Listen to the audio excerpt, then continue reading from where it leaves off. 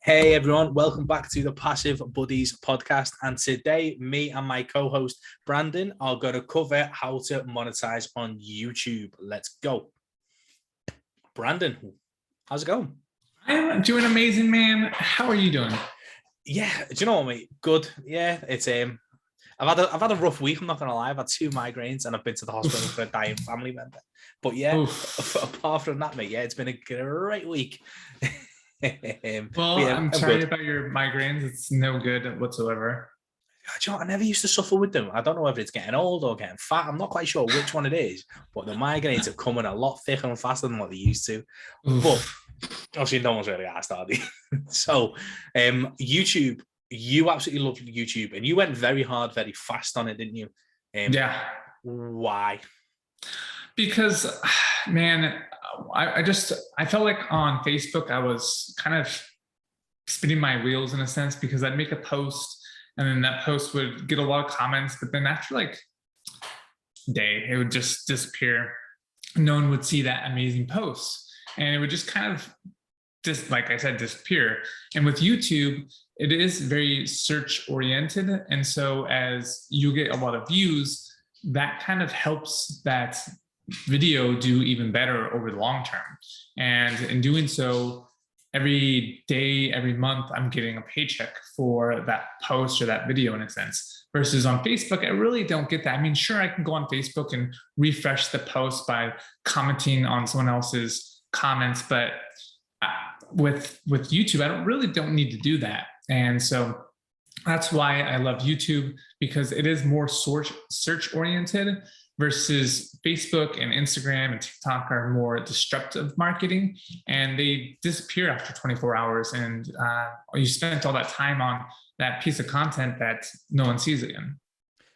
Yeah, it's 100%. It's definitely like the, and you know, I ignored YouTube at my peril. Like one of my biggest regrets as a marketer is not starting YouTube when I got told to, Yeah. because I'd be so much further down the line than what I am. Don't get me wrong, I'm making money on YouTube, but I'm not yet monetized, which is a good.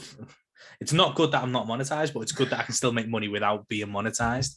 Yeah. Yeah. That's obviously a big bonus. But yeah, the difference is, you say, like, you can create a video and it can pay you for months, compared to, as you say, that hamster wheel of Facebook, which is, it gets you the spike income, doesn't it? But you've just got to keep staying on the hamster wheel all the time, putting out the content, managing those comments. You can outsource it, but what I find when you outsource on Facebook is like it loses its personality, doesn't it? Like the person, like the conversation, everything. Like it's just a watered down version of you, so people can't connect as well. Whereas Right. YouTube, it's so like so hands on, but hands off, isn't it? Like once it's done, it's like it's set and forget. It's evergreen, isn't it? Now, for you went and posted, like everyone says, like, oh, try and get one a day or 3 a week, like, to start. Didn't you do 2 a day at one point? And don't you Yeah. still try and get 2 done? It depends. So yes, I was doing 2 a day to get monetized, and boy, is it taxing, because thinking of different topics and all sorts of different things on just editing video, and like we said, you can definitely outsource it, but it can kind of lose that appeal. But you also have to think that there are people out there that are much better than you at editing, at sound quality, and a lot of things. And I mean, there's a bunch of times where my sound is way too low and I just didn't think about it. And if I hired someone to do it, they could definitely do that. But then you really have to just see where your priorities are. Are you more focused on growing a YouTube channel, or you're trying to make it more professional, and you have the outside sources or funds to actually fund that pro kind of development? But I think just starting out, you really should try and do it all yourself, just because you do want to kind of find your piece or your niche in the market. And we'll discuss more about that in a little bit. But I think it's kind of important to, one, know the requirements for getting monetized on Facebook, and not necessarily, I mean, you do to be actually monetized where you're getting paid by Google AdSense. There are requirements, but just like you said, you don't need to be monetized to make money on Facebook. You can, or on YouTube, you can actually make money through a bunch of different ways. So first, let's talk about the requirements to get monetized, and then we'll talk about other ways you can be monetized on YouTube and what you're doing on how you can actually do that. So the requirements to get actually the minimum requirements to actually get monetized on YouTube, where you're getting paid through ads, is 4,000 hours of watch time, 4,000 hours within 12 months, and then at least 1,000 subscribers. And for me, I had the 1,000 subscribers, but to get the 4,000 hours of watch time took a little bit longer because my videos were much shorter. And so that's kind of was my hurdle in a sense. But there are a lot of people that say do music playlists in a sense, where it's like the best gym workout songs to listen to. And so people will listen to those for hours where they go to the gym, but they don't have that 1,000 subscribers. So you do need to have both, and then you need to apply to YouTube to get monetized. And once you've been accepted, then you'll actually notice a kind of uptick in your traffic, because obviously YouTube wants to be paid. So if they're selling advertisements on your YouTube channel, they're going to send more traffic to you because you're monetized for them, but you're also monetized for yourself. But you're not monetized, but you still make money on YouTube. How does that work? So obviously, because I've got my courses, obviously I've got the Passive Buddies community, haven't I? So I've got courses, I've got like some affiliate marketing stuff going on. Obviously, I deal with softwares, like between the agency and the coaching and like helping other people make money online. Like I come across so many different things, like, in terms of softwares that I use or different programs that I've developed from and stuff like that. And when I put together, like for instance, there was a series that I've done. I recorded quite a few videos on ClickFunnels because obviously it's just so easy to use. There is better funnel building softwares out there, but for a beginner, like ClickFunnels is just so ridiculously easy. I know obviously you like go high level, and that is, do you know what? I logged on to go high level and I went like that. What was that last part? I logged on to go high level and I basically just scratched my head. I was like, this is just not as easy. But the automation is incredible. Yeah, just like anything. I mean, it's like riding a bike, right? Like you probably just, when you first started ClickFunnels, you didn't know how to add an element. You didn't know how to attach your autoresponder to it or set up an affiliate program through it. So just like anything, there is training wheels and there's a lot of resources online. We have a playlist in our YouTube that goes over how to use high level, just like you have a playlist on how to use ClickFunnels. Both are amazing software, and it just depends on kind of your take. What I really got me started on high level is the ability to sell it as a service where you can white label it and then put your own name on it and then sell it to other people as if you owned it. And I really loved about that. So people take their videos and they create content around that particular topic or that particular software in hopes that people sign up by learning through their training. And then they get affiliate commissions, or they get people just sign up for their program, like the Passive Buddies, where people can come to your YouTube channel, learn something, and see your link, and then sign up for your course. Yeah. So what we've done is like we've done that in terms of like, obviously we've done the free trainings about ClickFunnels or Write Sonic. Those two are my biggest sort of affiliate commissions, is from Write Sonic, which is an AI copywriter, and ClickFunnels. And what we do, which is slightly different to some of quite a lot of the affiliate marketers out there, is like we all know like the money's in the list, isn't it? Yeah. So it's about like getting that list. So not only am I getting the commissions from ClickFunnels, etc., or Write Sonic when they sign up through my link, is I'm making them go through an opt-in page first, which allows me to get their email and then give them a ton of bonuses for using my link. So I'm giving them more value compared to like when you look at some product reviews, it's just like, yeah, there's a link below. Yeah, there's a link below. But we're trying to develop not just cash short term, but like long-term relationships that will obviously help them and then feed us at the same time. So between Passive Buddies, which obviously we promote the free Facebook group quite a lot on the YouTube channel, just like we do at the back end of the podcast. Like obviously we drive people into the Facebook group, and obviously we help them, whether it's softwares, whether it's courses, etc. there. And the same with the affiliate stuff. So it's all about growing that list and then sending them somewhere. But yeah, I'm not monetized yet. I'm making money off YouTube. Yeah, but yeah, you make money on YouTube. And I think it's important too, because a lot of, like, I'm not big on reading a post on Facebook. I don't really spend, I mean, I might read the top section and then comment on it just to feed the algorithm. But I spend a lot more time on YouTube because I can speed up the speed controller and watch it and listen to it much more quickly. And so I find that YouTube is better for me. But I think you should go where your audience is, and that's what's so important about picking a niche. Because I know we talked about it earlier, and I think episode 17, where we talked about a blue ocean versus a red ocean. But I was listening to a kind of the story of Jake Tran, who has, I think, now 1.1 million subscribers on his podcast, and he was talking about how he tried so many different things. He tried copying other personalities on YouTube. He tried doing all these different things, but he realized he was kind of in a red ocean.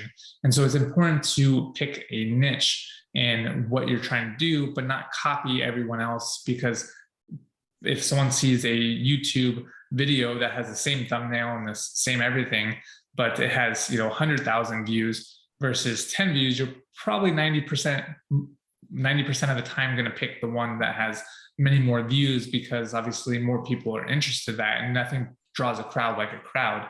And so how did you pick your niche and on YouTube, or how do you get started in picking a niche? So mine was all about like obviously, because I was in the digital marketing space anyway. Obviously I've got the agency, I've got the coaching. So, and I was servicing mainly like coaches and helping people obviously sell online, like make money online, whether it's through sales, whether it's through marketing. It was all geared around that. And it was like, so in terms of like marketing strategies, so that was like pillar one, was like the marketing strategy, because it's obviously what I've lived and breathed for the last like 5, 6, 7 years. So I was like, okay, well, that's what I do every single day. I can talk about it like all day. My mates get super, super bored because obviously it's just all I like to talk about. And then it was like, right, okay, well, just marketing strategies alone it's not going to sell. I was like, and then it was like, okay, so, well, I'm constantly helping businesses make money online. And then so it moved. So we joined that second pillar. It was like make money online through obviously marketing strategies. And then the attractiveness, I'll like, to be fair, mate, I'm not going to lie, inspiration from yourself about passive income. I was like, because at some stages in my career, I had to hustle like a bitch. And I was like, Brandon sat there on holiday every single time. Every time I'm like feeling down or like, oh my God, I was like, Facebook is beating me with a stick. Brandon's like, he's got his feet up, he's chilling out, he's near the pool, he's throwing books everywhere. He's loving it. I'm like, right, okay. I was like, so it's like how to make money online through passive income sources with marketing strategies. And it was basically, and that's how I built it, through what I do, what I've learned, what's attractive and what I help people do. And then obviously what's attractive to everybody, which is make money for as little work as possible. Right. And that's how I got there. That's actually amazing. And thank you for the little shout out there. That's really touching.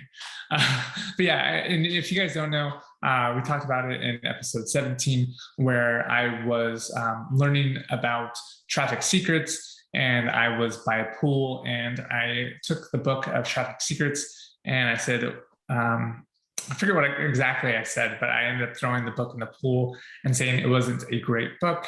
Because in my own opinion, I mean, I think we talked about this earlier in a different podcast, but it is a really great book if you're just starting to learn. But if you've already read the first 2 books of Expert Secrets and .com Secrets, then you'll definitely be already introduced into traffic secrets. I feel like it's just an extension of that with a little bit of marketing and the different types of platforms there are. So I definitely think that that's a great way to set yourself up is by really creating your own niche market, just like you created, which is pretty amazing. And it's, for me, how I kind of grew that a little bit more is I think that you can utilize YouTube on different platforms by taking your, I guess, valuable content that people are searching for and post it on these other mediums. For instance, I started recently doing this, is getting into Twitter and Reddit, because Twitter is very heavy in the crypto space versus, say, Facebook or even LinkedIn, not at all. But a lot of people are on Twitter talking about YouTube or talking about cryptocurrency. So whenever I do a video, I do kind of post it on Twitter, and then I tagged that particular cryptocurrency or influencer or whatever that is. And so I've been doing that. Actually, I did that yesterday with Reddit. Is there was a news article where they said Coinbase, if it goes bankrupt, they can seize all your crypto that is being held. And I made a YouTube video saying, get your crypto out of Coinbase because you can lose it all. And so I posted that on the Reddit on Coinbase, the subreddit there, and it got a lot of views right off the bat. And so using multiple platforms to post your content, I think, is a great strategy to get quicker or closer to being monetized on Facebook or on YouTube. And using that as I mean, obviously you can make more money other ways, like super fans and going live and all these other things once you're monetized. But there are, just like you, there are ways to post affiliate links to get people on your email list. So there is not one way to skin the cat. You can make you can make money so many different ways on YouTube, on Facebook, on Twitter, on Reddit, on all these different platforms. So I think it's definitely important to know your platform. And that's why I said Traffic Secrets is maybe not a great book for me, but if you're someone who is just getting started, definitely check out the Passive Buddies course, their group, and also make sure that you check out that book, because it could be a good opportunity for you to learn the different platforms. So what are some other ways that you feel that you can get monetized quicker on Facebook? I said talking about posting content on different platforms to bring people from one platform to your YouTube channel, but I know there are a lot of different other ways. What are some ways that you've actually learned on how to get people to subscribe to your channel? So what I've done, like, obviously for me, like in terms of growing mine, I've definitely used the whole put your content in front of other people. So when we do a YouTube training, we do a walkthrough. Usually, like, it's a how to X, Y, or Z. So we leverage Facebook. It's like, who wants a free training on X? And then when they reply, we send them to the YouTube video. So we're getting more views. And it works out, if we just leave YouTube alone to do its own SEO search and obviously the longer term play, if we wrap the content around it, so like Facebook, Instagram, any reels, etc., to push, like, hey, who wants this free training? Comment below. And then obviously we'll give them the YouTube link. That's how we're growing a bit quicker. And it growed. And in terms of views, it's probably like 6x. Like if we wrap the content around compared to if we just let YouTube. Like YouTube will let our video find its own thing and it'll take off eventually. But we're just giving it a bit of a helping hand. To push those views up and get that watch time, etc. So wrapping that content around one of them. Asking for always, like, people are distracted all the time, aren't they? Like, even when they're watching a video, they're distracted. So even like you have to tell them to do something. So, and it's not like a case of the stupid. It's just obviously they've got that many different things like coming at them. Like, even if you just say, hey, don't forget to subscribe to my YouTube channel if you found it useful, just smash that like button, all those type of things. Like, just doing that increases your chances of getting a subscriber. And that's obviously one big one, asking for it, leveraging your email list to drive people to it. So obviously people are coming onto your email list for other things. Send them the free training on YouTube. That's another one. I've ran Google Ads and tested Google Ads as well to get my subscription up. And that's worked really, really well. I think I was getting a subscriber for about £2. So it's about like $2.70-ish for a subscriber, which isn't too bad. And they've been like the main ways I've sort of grown mine. What about you? Because you like, how long did it take you to get monetized? Like from start to hitting that number, and you were posting twice a day. But what else were you doing? Yeah, so I had a YouTube channel for quite a bit, and I wasn't really trying to get monetized. I think I was just kind of learning the platform for a little bit, and I forgot. I told my friend Tari, I said, you know what, I'm going to get monetized now. I'm going to definitely go balls to the walls in a sense and try and get monetized. And so I think it took me about 3 months really pushing hard to get monetized, and it was mostly, I think I had like 800 subscribers at that point, but I had only like 1,000 hours of watch time, and so I really had to crank up that watch time. And once you get monetized, those views become, and we talked about this earlier in the podcast, come more frequently, and more eyeballs are coming. Especially now, I've been kind of switching up how I do my content, and I've gotten a lot more views when I post a new topic. So that's exciting. But there are other ways. I mean, I see a lot of these financial gurus, or these people that do scam calls. Not that they're scamming people, but they expose scammers. And so they do a lot of collaborations, and they'll mention each other on their podcast, or not their podcast, but on their YouTube channel. They'll say, you know, I just was talking to Tom Nash, or Tom Nash will be saying, I just talked to Spencer and blah, blah, blah. And they'll mention each other on their podcast. And then they'll have like little cards that'll link other people's YouTube channel on their own YouTube channel, which is kind of nice because a lot of people watch more than one influencer, just like a lot of people eat at different restaurants that are similar type of food. So you're not taking anything away from someone else by having them be shouted out. I think that's funny. And I see this a lot in the Facebook spaces. Everyone has their own group, but they don't want other people to contribute to the group because they think they're going to be taking away something from them. And that's why I was so excited to do a podcast and join as the co-host, because we're not taking anything from each other. We're actually bringing more value to the audience. And so doing collaborations on YouTube is a great way to build your podcast.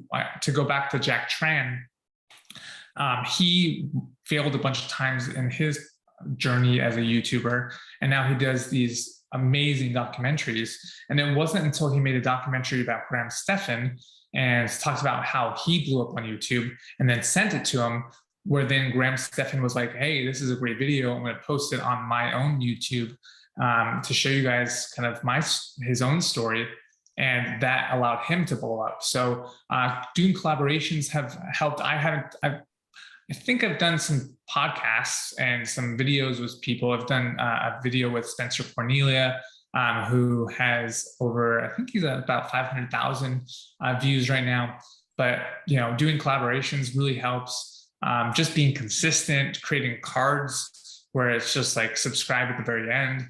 And I think we talked about this earlier, where you ask people, and to kind of go a little bit deeper on that, people are like, for me, I'm learning all the time on YouTube, learning different topics, and I'll be super into, a video, and I won't even think of subscribing until they actually mention it, because it doesn't even cross my mind, because I have to be reminded to subscribe, because I'm so much into what they're talking about. I just subscribing just doesn't even come into context. So like you said, asking for subscribers is definitely a good way to do that.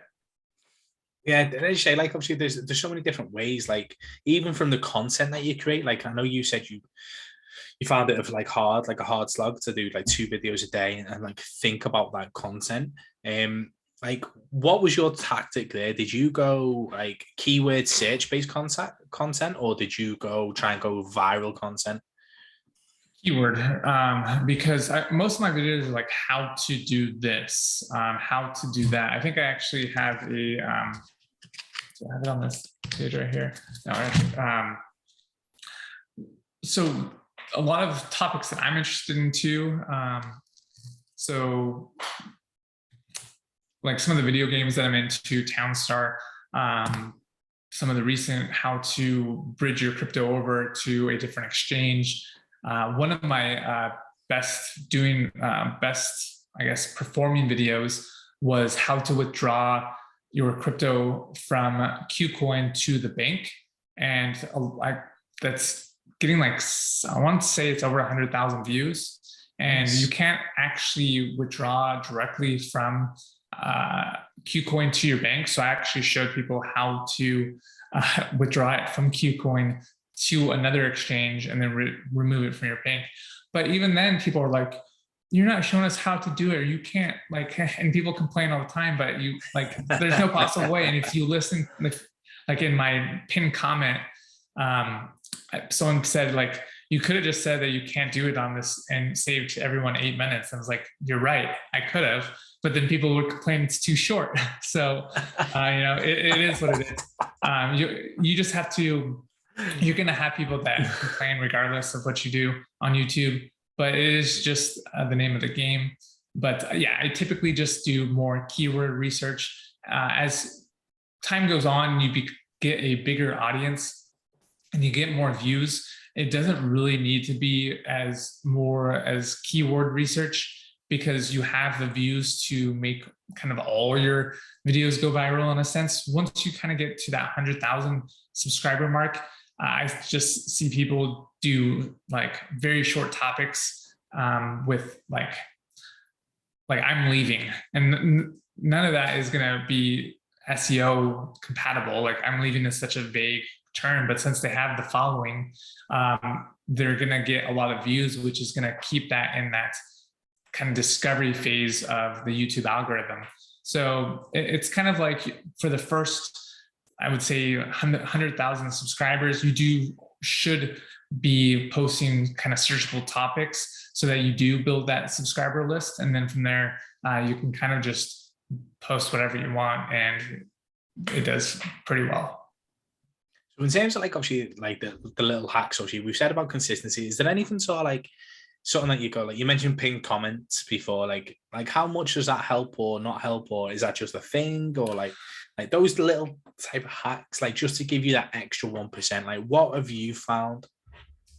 So I just started pinning my own comments. I used to pin other people's comments just to give like an extra little tip to people. If someone said something, I'd pin that. But now I'm just posting my website link. Say, if you want to learn more, go to blah, blah, blah, blah, blah. And so I find that if it's not there, then no one's going to, it increases the chances in a sense, because people go to comments, and if they see my pinned comment there, they're going to click, they might click the link, versus if it's not there at all, there's no opportunity. So, and I feel that I have made a few sales from doing that recently. So, I mean, I should have probably done that earlier. And I use a tool called, TubeBuddy. And I think one of the like kind of checklists in a sense is to have a pinned comment. They do have other things, like obviously you want to have a good thumbnail that is easy to understand and read and kind of breaks down the topic, but has some kind of curiosity in there. They do have other things like obviously adding kind of searchable topics in the tags, so people can see how it ranks. And with the tags, it kind of shows you how they rank. So for instance, I posted a video on, we were talking about this earlier, Coinbase bankrupt. And that was my little wording, says Coinbase bankrupt. And as a tag, I'm ranked 2 for is Coinbase safe. And so if anyone searches on YouTube for is Coinbase safe or is Coinbase legit, I'll be the second video up on there, which is then giving me more views. And so, which is pretty cool, to say the least, which then gives me more ad revenue, and, more people see that pinned comment, which then more people go to my website, which then more people buy my product and my upsells, and, all that builds my email list. So there are other opportunities besides getting monetized on Facebook. And most of the time, unless you're like Mr. Beast or some of these other people, you're not making a lot of money from from AdSense. You're going to be making more money from the affiliate links, the email list that you can nurture and build into your own program, partnerships, sponsored videos. So, I mean, I get people that are asking me to do sponsored videos now. Most of them are scams or trash, so I'm not going to respond. But there are some legit ones. I haven't taken any of them at this moment just because I didn't believe in the project. But you're going to make a lot more money by being monetized, but by growing a actual YouTube channel and having people believe in your product, or believe in you rather. Yeah, it was like it's gone. It's absolutely gone. And I had a really good. That was it. So AdSense, yeah, like it's sort of every sort of YouTuber says it's the cherry on top. It's not your main income source. How much? Because I've heard different numbers. How much does Google take? Oh, I have no idea. Oh, right, okay. Because like they say, like, don't you, like, you get, like, say for instance you got $5,000 to say, like, you've earned $5,000 this month. Like, how much YouTube take a percentage of that before you get it, don't you? I think it's I think or do you take it prior to that? I don't. It says how much I make on my YouTube, and it doesn't tell me how much they've made from ads. So I have no idea what they're making. I mean, they're a trillion-dollar company, and if they're paying Mr. Beast a few $1,000,000 a month, I think that they're making quite a bit more than what they're paying their people, or their influencers and their people on AdSense. Because the way it was sort of, like, one video that I seen, the way it was sort of described is like, say for instance that you get, well, it says you've earned 50 or 5K, they take like 50%, so you only get like 2.5. So when you look at your dashboard, like you say you've made like 5K on AdSense, and then in your bank they only deposit like 2.5, like 50%. So that was where the question was coming from. Just in case, like, there's a different correlation to what they pay you compared to what they say on your dashboard. So on my dashboard, so when I highlight your estimated revenue, it says total revenue, net revenue from all Google sold ads and transactions for the selected date range and region. Estimated revenue is subject to month-end adjustments and does not include partners sold, partners served, or unpaid revenue if your channel is no longer monetized. So I think that what it shows as your estimated revenue is what you're being paid. Versus what they're actually making. But I had never actually looked at my bank to see if money has been deposited in there to compare. So I should maybe check that out and see if and maybe do an updated video, because I have no idea. Okay, that makes total sense. Fair enough. It's good that in it was like, yeah, I don't know. I don't even check when it comes in. I don't actually. That's bad. I should. It just proves that obviously, as it should be, it's not the primary source that you're concerned about. It's just money on top. Yeah, exactly. I mean, just like we've said this whole episode, like, there are so many more ways to make money on YouTube than just being monetized. And I know a lot of people that have hundreds of thousands of subscribers, but they don't have the monetize feature on their YouTube because they don't want the ads on there. They think it takes away from their actual, I guess, platform in a sense, their platform. And in doing so, they are able to take on partnerships and other things where they're getting a lot more money from having those partnerships than being monetized on YouTube. Yeah, as you say, there's so many different ways, and there's affiliate marketing, there's digital products, there's physical product. Like, there's just so many things. Like, I guarantee you, if you got yourself a t-shirt printed with the Mr. Monopoly on there, with you holding like your mustache in your hat, bet you any money you could sell that physical t-shirt and people will buy it just through your YouTube, guaranteed. Oh yeah, and there's so many. Yeah, I mean, you can do print shirt on demands. They actually have a feature on YouTube where I think you can add a t-shirt or a merch store on your YouTube. So it's just like anything, it's building a brand. Yeah. And if you can build that brand, you can make quite a bit of money. Oh, definitely. So it took you 3 months from what, 800 subscribers to 1,000, or? Yeah, I mean, I think the subscriber was much easier. I think it was the view count that took longer, just because of having people watch my videos were shorter, so it was just taking longer versus having a lot of these longer playlists allows people to get the view count, but then they might not necessarily get the subscriber count. So just, I mean, you need to have both in order to apply for monetization to start that process. Makes sense. Okay. So any final tips? Any sort of final thing about YouTube getting monetized? Should people do it? Should they not? I think that you'll get burnt out. I mean, I watch a lot of these YouTubers who they talk about burnout. So don't do it as a way to retire from YouTube. Do it because you're interested in the platform, or you're interested in teaching something, or putting that content out there that you're very much interested in. Because if you're just doing it to put out content, you're going to get burnt out really, really quickly.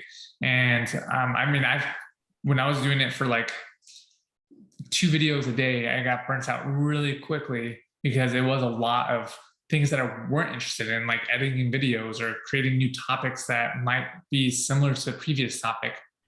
And so now I'm branching out just slightly, and doing this podcast is allowing that also more content.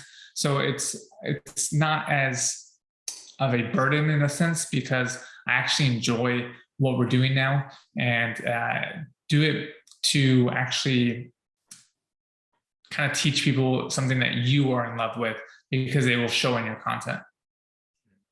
Makes sense. And obviously, like, one thing that is, like, obviously for me, like, burnout is a thing, and it massively, no matter what your platform is, like, you will probably burn out at some point.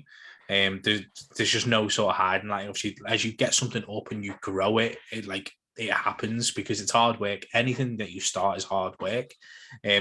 My only sort of recommendation to push people more towards YouTube is, like, once that hard work's up and it's done, it's done. Like, people can still find your YouTube videos 2-3 years later. You can still make money off videos you created 3 years later. Whereas that post you created 3 years later on Facebook, unless you copy and paste it as a memory and put it back out there to test it, like, you ain't making money off that post ever again after max. And I think the longest I've ever had is 30 days a postage generated me leads, and I think I only ever had that twice. Like, after a day, it's gone. Like, so if you're gonna pick a platform to get burnt out on to start with, to get it up and growing, I'd definitely rather pick YouTube, because it's going to save you a lot longer. Yeah, I definitely agree. And I think that it's just, you can take your content from YouTube and repurpose it on Facebook. And I mean, there's lots of different softwares out there also. But yeah, I think that YouTube is a great way to get started. And just like we were saying earlier, I think we both wish we started a lot sooner, but it's just about getting started. Oh, 100%. Do not wait for that perfect video. Do not wait for that perfect time, because let's face it, no one really watches your first video anyway. Just get it done, break the back of it, and then get going. Perfect. I love it. Cheers, guys. Thank you so much for tuning in to today's episode, and I'll see you on the next one. Peace.